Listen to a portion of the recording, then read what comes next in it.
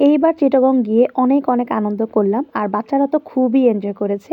যদিও আমাদের ট্যুরটা ছিল মাত্র ২ দিনের, একদমই শর্ট টাইমের। হ্যালো, আসসালামু আলাইকুম, সবাই কেমন আছেন? চলে আসলাম আমার চিটাগংয়ের ব্লগ নিয়ে। আর আমরা একদম ভোর রাত্রে উঠে গিয়েছি, কারণ আমাদের ট্রেন ছিল ভোরবেলা। সকাল সকাল উঠে রেডি হয়ে কমলাপুর রেলওয়ে স্টেশনের উদ্দেশ্যে আমরা রওনা দিয়ে দিয়েছি।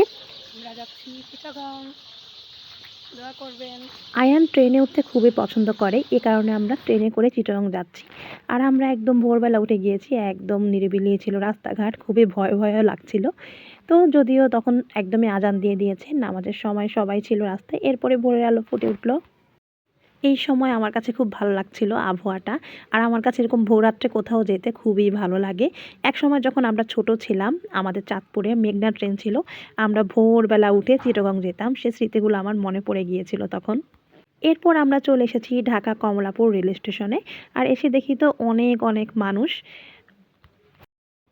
কমলাপুর রেল স্টেশন সবসময় জমজমাট থাকে, কারণ এখানে রাত দিন সকাল বিকাল সবসময় মানুষ আসা যাওয়া করে ট্রেনে।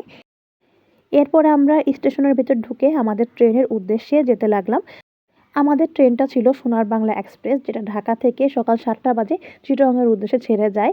আর আয়ান তো খুবই এক্সাইটেড, সে ট্রেনে উঠবে কখন। সে ট্রেন খুবই পছন্দ করে। অনেক হাঁটার পরে অবশেষে আমরা আমাদের নির্ধারিত যে বগিটা আছে সেখানে চলে আসলাম। আর আমার গলা প্রচণ্ড ভাঙা ছিল। চিটাগং যাওয়ার একদিন আগে আমার প্রচণ্ড ঠান্ডা লেগে গলা ভেঙে গিয়েছে, এবং এখন আমার গলা ভাঙা। আমার ভয়েস শুনে আপনারা বুঝতে পেরেছেন খুবই কষ্টে আমার সময়টা গিয়েছিল, যদিও বোঝা যাচ্ছিল না। আমি খুব অসুস্থ ছিলাম। চিটাগং যাওয়ার ২ দিন আগের থেকে আমি খুব অসুস্থ হয়ে পড়েছিলাম, কিন্তু কি করার, সব কিছু আগের থেকেই ফিক্সড হয়ে গিয়েছিল, এ কারণেই যেতে হয়েছিল। আমরা কেবিন নিয়েছিলাম, কারণ বাচ্চা কাচ্চা নিয়ে জার্নি করতে গেলে কেবিনটাই সবচেয়ে বেশি সুবিধা হয়। আর এই যে আমরা এখন আমাদের নির্ধারিত যে কেবিনটা সেখানে চলে এসেছি। সোনার বাংলা এক্সপ্রেস ট্রেনের কেবিনগুলো খুব ভালোই সুন্দর। সিঙ্গেল কেবিন আছে, ডাবল কেবিন আছে। আমরা সিঙ্গেল কেবিনে নিয়েছি, যেহেতু আমরা মাত্র ৪ জন ছিলাম, এজন্য ডাবল কেবিন আর নেইনি। আর এই যে এটা হচ্ছে আমাদের কেবিন। কেবিনে সবকিছু রেখে বসে কিছুক্ষণ, এরপর আমরা একটু বের হয়েছি ছবি তুলতে, ভিডিও করার জন্য, যেহেতু অনেক টাইম ছিল তখনও ট্রেন ছাড়ার। আমি আয়ানকে নিয়ে একটু বের হয়ে ঘুরে ঘুরে ওকে ট্রেন দেখাচ্ছিলাম। সে তো অনেক এক্সাইটেড ট্রেন দেখে।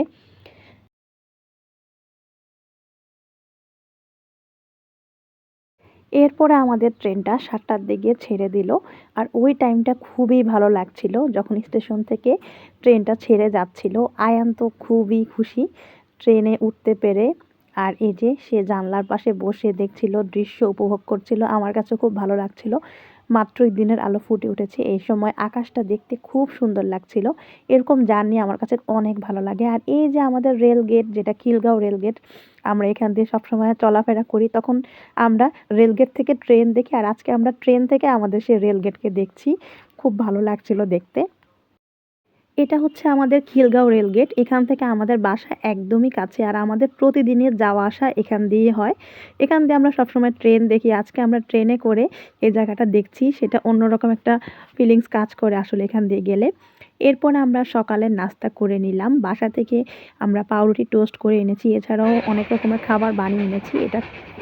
এভাবেই আমরা সকালে সূর্য দেখতে দেখতে নাস্তাটা সেরে নিলাম। আর অনেক ভালো লাগছিল। বাসা থেকে খাবারটা বানিয়ে এনেছি, মানে একদম পিকনিক পিকনিক একটা ফিল দিচ্ছিল।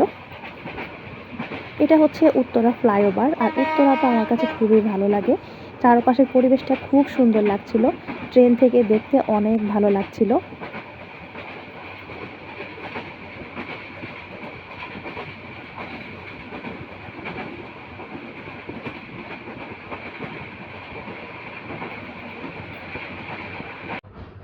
দেখতে দেখতে আমরা ভৈরব ব্রাহ্মণবাড়িয়ার দিকে চলে আসলাম। আর এটা হচ্ছে ভৈরব ব্রাহ্মণবাড়িয়া যাওয়ার সময় পরে এই ব্রিজটা।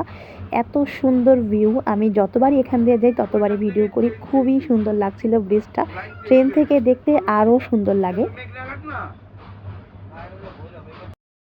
এরপরে আমরা আবার একটু খাওয়া দাওয়া করে নিলাম। বাসা থেকে পেস্ট্রি নিয়ে এসেছিলাম, আর পেস্ট্রিটা খেতে খুবই মজা হয়েছিল। খাওয়া দাওয়া শেষ করে আয়ানকে নিয়ে একটু বাইরে আসলাম পাহাড় দেখাতে। আয়ান তো পাহাড় দেখে খুবই খুশি, তার অনেক ভালো লাগছিল। কিন্তু তাকে নিয়ে বেশিক্ষণ দাঁড়ায়নি, কারণ অনেক বাতাস ছিল। আয়ান তো রুমে যেতেই চাচ্ছিল না, পরে ওকে অনেক বলার পরে তাকে রুমে নিয়ে এসেছি। এরপর রুমে এসে রুমের জানলা দিয়ে আমরা পাহাড় দেখছিলাম। চিটাগংয়ের আমার এই জিনিসটা খুব ভাল লাগে, পাহাড় আর পাহাড়। আমার কাছে পাহাড়ি এলাকা খুবই পছন্দ। আর এই চিটাগং আসতে যখন ট্রেনে পাহাড়গুলো দেখি খুব ভালো লাগে। পাহাড় দেখতে দেখতে আমরা চিটাগং চলে এসেছি আলহামদুলিল্লাহ। ট্রেন থেকে নেমে আমার কাছে খুবই ভালো লাগছিল। অনেক দিন পরে চিটাগং আসলাম। একসময় অনেক আসা হতো চিটাগং, কিন্তু এখন তেমন একটা আসা হয় না আসলে। আর চিটাগংয়ের এই স্টেশনে আমার অনেক স্মৃতি জড়িয়ে আছে। ছোটোবেলায় আম্মুর সাথে অনেক আসতাম এখানে। এরপরে আমরা ট্রেন থেকে নেমে আমরা হোটেলের উদ্দেশ্যে রওনা দিলাম। চিটাগং রেল স্টেশনটা ভিতর দিয়ে অনেক সুন্দর, যদিও এখন আর আগের মতো নেই।